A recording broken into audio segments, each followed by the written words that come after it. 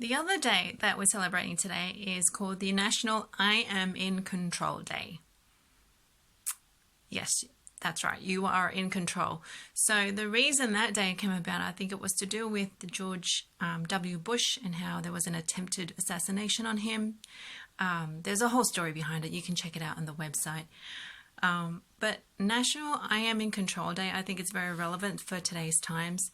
A lot of you have said that you are feeling a bit anxious and stressed, and the anxiousness and the stress comes about because of the uncertainty, things that you don't know what's going to happen.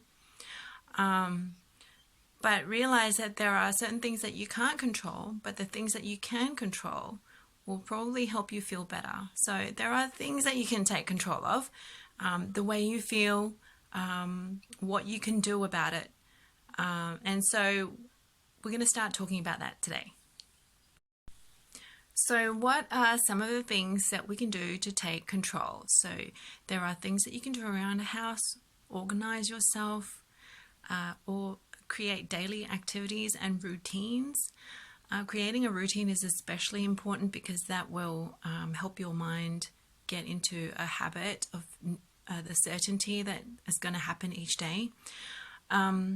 And there's also one other thing that you can take control of, and that is your health at the moment. So we're going to talk about the things that you can do to take control of your health. And one of the things is creating your healthy self and boosting your immune system. We're going to talk about some of the top vitamins and herbs and supplements that you can take, foods that you can eat, especially foods that you can eat to help boost your immune system. So boosting your immune system, what are some of the things? Well, one of the top vitamins that I highly recommend that is really important for your immune system is vitamin C, right? So vitamin C. And what is vitamin C for? So vitamin C is for boosting your immune system, of course. It helps to prevent infections. It's a very strong antioxidant.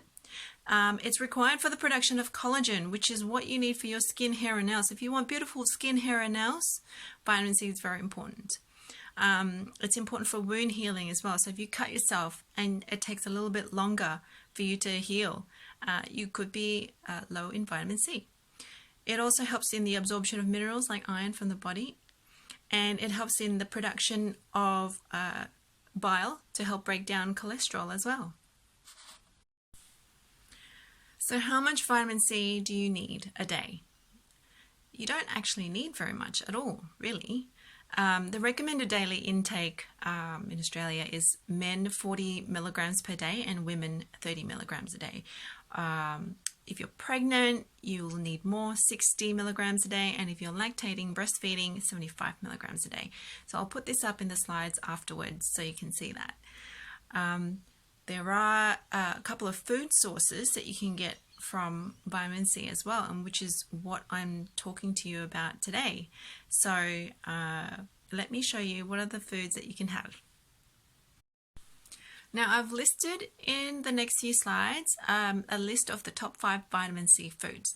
Number 1, would you believe it or not, is the Kakadu plum. So the Kakadu plum is native to Australia, and it contains 5,300 milligrams per 100 grams. Now you're probably not going to eat 100 grams worth of it, but it is the most potent vitamin C food that you can find anywhere. So it is the Australian superfood. Number 2 on the list is acerola cherries with 1,678 milligrams, also very potent. Rose hips, green capsicum, and guavas. So green capsicum, can you believe it? It's more vitamin C than oranges and kiwis. Now, these fruits I put up before, they don't have that very many. So oranges actually have only 59 milligrams per 100 grams. Surprise.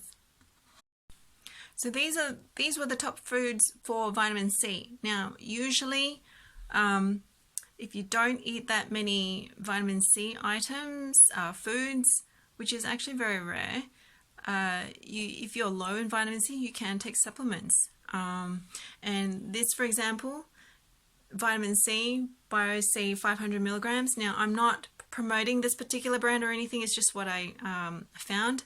So there are other brands that do vitamin C supplements. They come in 500 milligrams or 1,000 milligrams. I do know that these supplements, a lot of them have a chewable form, so they taste great and your kids can have them. And 500 milligrams or 1,000 milligrams, if you're sick, you could probably take the dose at 1,000 milligrams, maybe even up to twice a day. But usually 500 milligrams is enough. And if you look at the previous recommendations for daily intake, it's only 40 milligrams per day that men require and 30 milligrams for women. So one 500 milligram tablet is more than enough.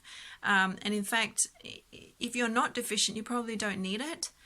It's very rare to find people who are deficient in vitamin C nowadays.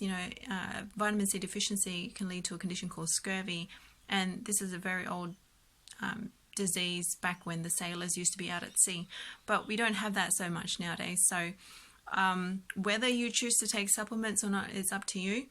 I do know that vitamin C in high concentrations have been used by the doctors in China, and they were infusing their patients who had coronavirus with vitamin C, potent vitamin C. So that's an interesting fact for the day. That's it about vitamin C for now.